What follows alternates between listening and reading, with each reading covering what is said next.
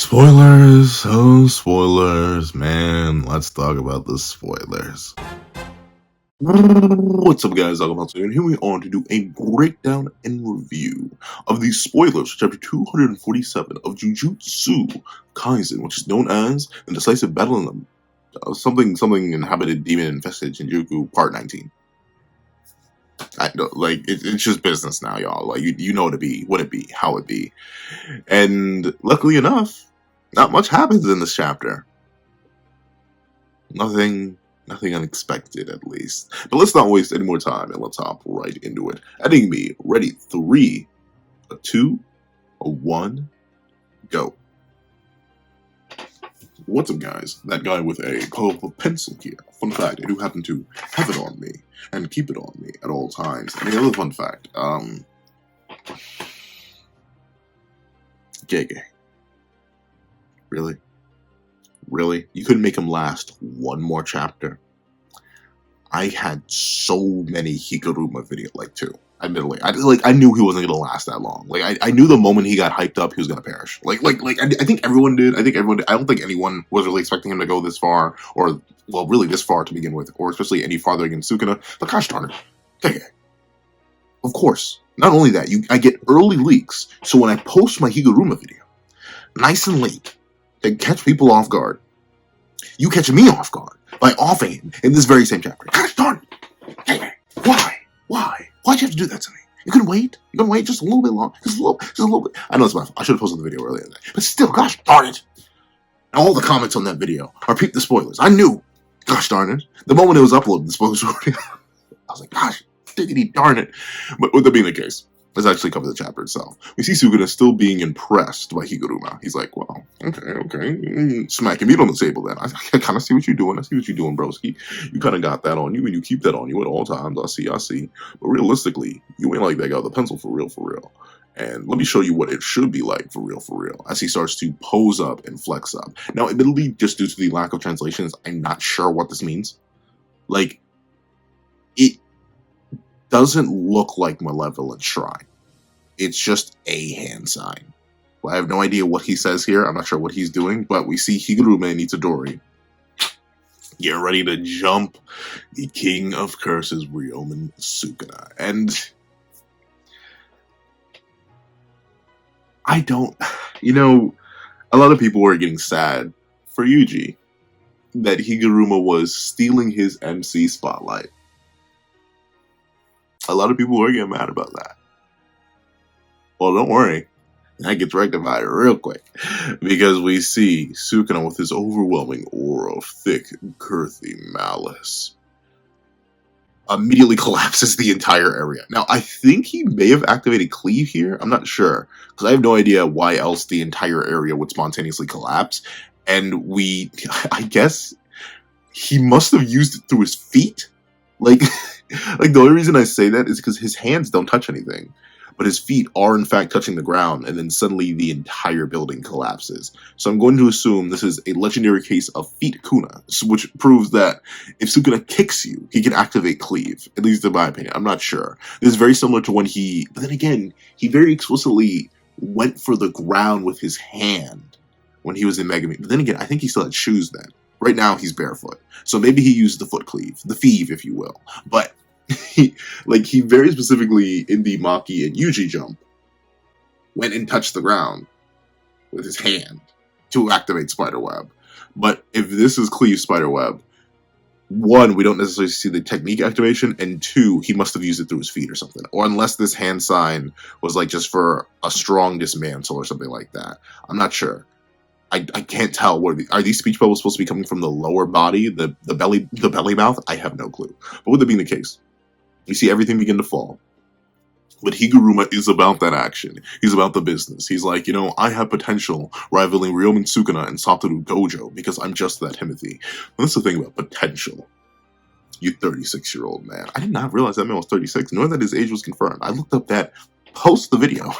But I was recording that video and I was like, oh darn, I was kind of spot on. I mean, I said early 30s, so like mid 30s, but still, we see this man lunge in. He is undeniably about that action as he goes to swing the Executioner's blade on the King of Curses. But unfortunately, Higuruma overestimated his own abilities instantaneously, as we see.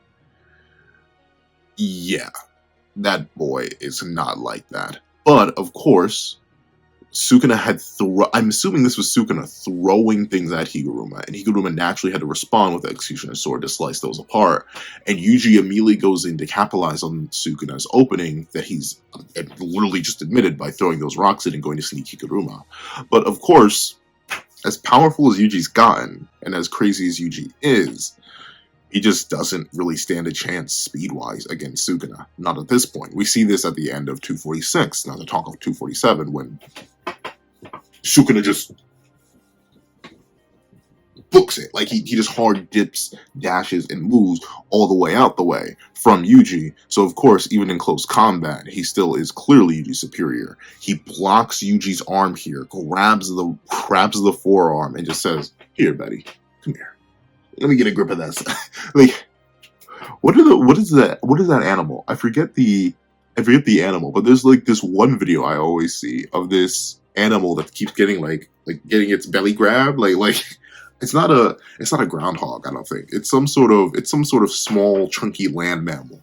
I forget the name of it, but like it's consistently almost in every video I see of it getting like its tummy or its like side fat grabbed, and it always looks offended. This is what reminds me of here. Sukuna's the human grabbing the chunky little Itadori side, and he's like, "Hey, buddy, you would look better in pieces," and proceeds to reduce Itadori Yuji down 2 pieces. If I can find it. Oh wait, no, where is it? No? I need that. There we go. Yeah, Itadori Yuji got turned into a cleave victim quite quickly. Quickly.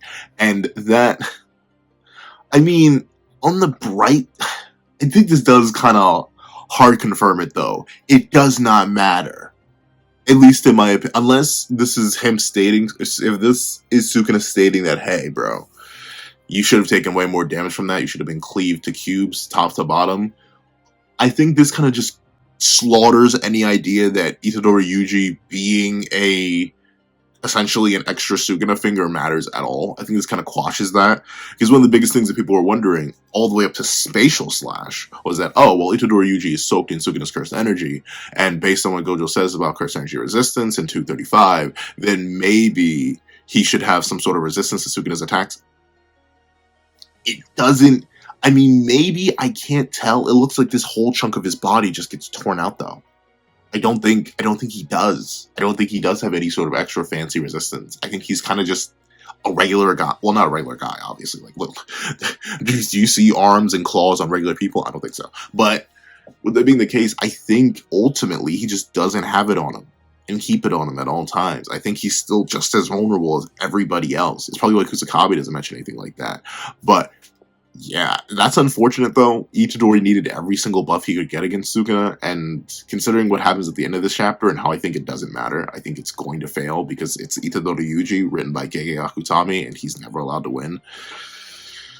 I don't know, bro. This is looking kind of rough. And I believe, I had rough translations for this one too. I believe this is just Sukuna insulting him. I don't even think this mentions anything about cursed energy resistance. So either Gege forgot about the mechanic or it just doesn't matter because Sukuna is Sukuna. But of course, we see that Sukuna has one real target, and it ain't Itadori Yuji, as he chases right on after Higuruma Hiromi. And Higuruma's like, let's start fencing. Goes, he starts hitting with the 1,000-yard jabs. But of course, this is Realman Sukuna, and he's like, really? Really? You're doing this now? Against me? Come on now, bucko. You are not that guy, pal. You're not that guy. And we see how much he's not that guy. As Sukuna just hits like, I'm not sure what he does with the lower arm here. I think he like gives Higuruma a punch to the face and a punch to the gut at the same time. Though I will admit, Sukuna looks extra small here for some reason. Like, I don't know how else to put. He just looks tiny. Like, not even, his arms, like, his proportions in of himself look kind of fine, though admittedly, his pectorals do seem kind of small, and this does kind of look like Ahito right here. But Like, I don't know. He seems so small relative to Higuruma. Like, this guy's a titan. Remember that. And he, like, you even see the sheer bulk difference. But like, these two kind of look the same size in this panel. But Higuruma stays locked in, and he goes. I'm not sure what he was going for here. Maybe he was going to like. But notably, an idea I mentioned in my 246 review is that since the sword's non-lethal to other people, like if I was Higuruma and I was really going for it, and I knew I wouldn't execute B, like, just to catch Sukuna off guard with my determination, I may have, in this moment, considering I'm likely cooked anyways, I would have just straight through me and into Sukuna. I would have tried it. I know that sounds so weird, but, like, I think what Higuruma was going for in this motion is something more like this. Like aiming through the gap in his shoulder to stab, like, right like that. But I think, realistically, any ounce of self-preservation may have gotten in Higuruma's own way and may have been a bit self-defeating. As we see, unfortunately, Higuruma could never compete with a deity. As he throws the blade behind him, he does go for the under-the-arm stab, but Sukuna casually dodges, and he's like, hey, buddy, dismantle time, and launches one out at him. It's so funny. I don't know. Seeing Maguna and seeing Yuji-kuna do dismantle versus seeing Sukuna do the little finger bang bang pose, I don't know why. It's so funny to me. This is a very nicely drawn panel. And we see instant... Computer, why do you scream? Why do you do this to me? There is nothing running on you but this. Why must you? What is so pressing that you need to insult me like this? Now editing me is going to have to go through and do extra work to make sure you don't sound so unbelievably obnoxious. Why must you do this? I have you on the lowest brightness setting possible. I don't even have you plugged into the ring light, so that's not draining any of your battery. You are actually plugged in, getting fresh, straight juice from the wall. What is wrong with you? Why must you insult me in this way? Dishonor on you, and dishonor on your cow. But with that being the case, we do get to see that Sukuna dismantled the whole building. He's like, oh, well, shoot. That's rough, bucko. But, you better heal. As we see, Higuruma's arm has just been lopped off. And unfortunately, Higuruma was in fact... Oh, actually, no. I think he's left-handed. Is he left-handed? It looks like he's right-handed here, though. He looks right-handed. He's wielding it two hands, but I think right hand.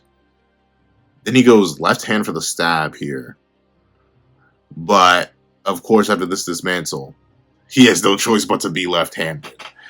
And Higuruma's like, whoa, shoot, I may have been just a little itty-bitty in over my head here. But he does lock in. And Sukuna doesn't really give him a choice to lock in. I believe Sukuna even straight up tells him, hey, broski, Loki getting a bit boring, dog. I ain't gonna lie to you. I'm gonna need you to step it up. Like, if you can learn domain amplification, you better learn some RCT to heal yourself, bucko. Because if not, I'm just gonna keep cutting you down. You know what? I may even go for the head next. And this is crazy. But once again, if it wasn't clear that no one scaled the Sukuna, Higuruma, the greatest prodigy of prodigies, arguably, at this point, the greatest prodigy in the series, especially after what he does in this chapter, like, I guess the only other, like, greater prodigy would be, like, Yuta. I guess. Because, once again, Yuta's progression is so spread out and so vague at the same time. In comparison to Higuruma's, which we kind of have a more consistent timeline for. Like, unfortunately, he just gets chopped. And notably, we don't even see Sukuna, like, point at him or anything. He's just falling apart piece by piece, and he even drops the execution display. But notably, his technique does not shut down, though he doesn't use domain amplification to defend himself. And we see... the panel got saved out of order here. But he does use RCT. He uses RCT, heals his hand, pierces Sukuna's hand. But Sukuna knew it was coming. And just chopped his own hand off in preparation. That's all he needed to do. It was like, hey, broski, I said I was interested in the blade. Didn't mean I actually wanted to see if I instantly perished to it. So let me just do this for you. So that's crazy. Now, this leads to a question. I'm going to double check towards the end of the spoilers, and especially once the official, well, not the official, but the translations come out. But Sukuna does just sacrifice this hand here. Sure, he has 3 to spare, but That's just the hand gone. If he can't heal anymore, if he's still can't RCT, that's actually kind of crazy. Though admittedly his hand is steaming here, so I'm presuming he's going to RCT it. And we see Higuruma realize he's about to be sliced to ribbons. But he's like, you know what? Why not? And he sends out the Executioner's Blade. And he begins to fall. And we see Itadori Yuji come out the clutch. Wait a minute, hold on. There's a panel that I'm missing. There's a whole panel. It's when Yuji uses Piercing Blood. I am missing that panel completely. Is it all the way down here? Nah. It is not all the way down here. But essentially, the bill is passed to Yuji Itadori as Higuruma falls. And we see... you are just screaming at Mach 5! What is happening? What is transpiring? That you are literally exploding right now. But we see Itadori Yuji lock in. And we see Higuruma offer him, which reminds Itadori of Nanami Kento. And as Higuruma wishes him well, we see Itadori Yuji go to strike back against the King of Curses. Quite literally strike the back of the King of Curses. And I'm gonna put you down over here. I don't know what is wrong with you. Why are you so loud? You just disgust me. It's not on your cow. Stupid little guy. But I'm sorry, with that being the case. And why now? Why must you dogs freak and geek at this very moment in time? But yeah, this is not going to work. For a multitude of reasons. Either A, Sukuna is just going to dodge him. We've clearly seen that in terms of combat speed, Itadori Yuji is more than inadequate when it comes to dealing with Sukuna, even with likely this rage amp that he's getting from Higuruma's perishing. 2, Higuruma's literally perished. And like, I don't think his curse technique is like a permanent one. So I bet like the moment Itadori goes to stab the blade in, Higuruma's going to perish. Just right in that moment. He's going to perish instantaneously. And then that's it. He loses. Because, the blade's going to fade. At best, it may literally disappear from his hand, because presumably the gavel and the sword itself is like a manifestation of deadly sentencing. And if Higuruma perishes, deadly sentencing will perish with him. So we're likely going to see Higuruma's head being held by Sukuna's hand next chapter. And he's like, oh, well, so much for that idea. What else you got, bruh? And that'll be it. I mean, notably, I'm fine with this. I once again kind of didn't have much faith in Higuruma. So, I mean, it's nice to see him do something like this. I just, once again, we run into the issue where I'm not sure how Sukuna is supposed to lose. I just don't know. I genuinely do not know. I have no idea how they're supposed to beat him. If potential Ruma, as I've been seeing him get called, couldn't do anything. He learned RCT, domain amplification, like get symbol domain in his back pocket. All that. If he couldn't do anything with that, and Itadori Yuji, after a whole month training, unlocking a whole curse technique, proving his blood manipulation, all that, was able to do nothing. I just have no idea. I have genuinely not a clue on this good green earth how they're supposed to get that dub. Oh gosh darn it. Sorry. I have not a clue on this good green earth how they're supposed to muster this dub out. Because it kind of just looks like a impossible situation. Right now, right here. Considering all that's on the line at this very moment in time, I just don't see how they're supposed to beat Sukuna. But I suppose that's what Gege has to tell us. And what Gege must show.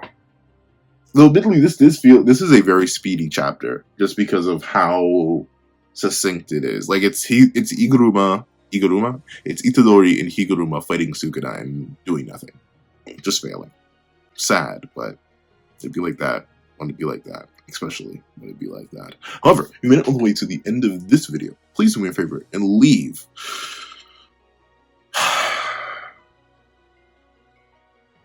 and of a judge in the comment section down below. Other thank you so much for watching. Remember to like, share, comment, and subscribe, and make sure to hit that little notification bell so you can notice out on any videos that come to the channel. Also, I do have a pull-up of Patreon down below where you support me for as low as $1 a month. Get things like exclusive videos, early content, and more. You also know become a member of the channel for as low as $3 a month to get the same perks and more. So those perks will include the live reaction to this very chapter. Now, to thank you so much for watching once again, and I hope you guys have a wonderful day. This is Dagger the Pencil, writing off.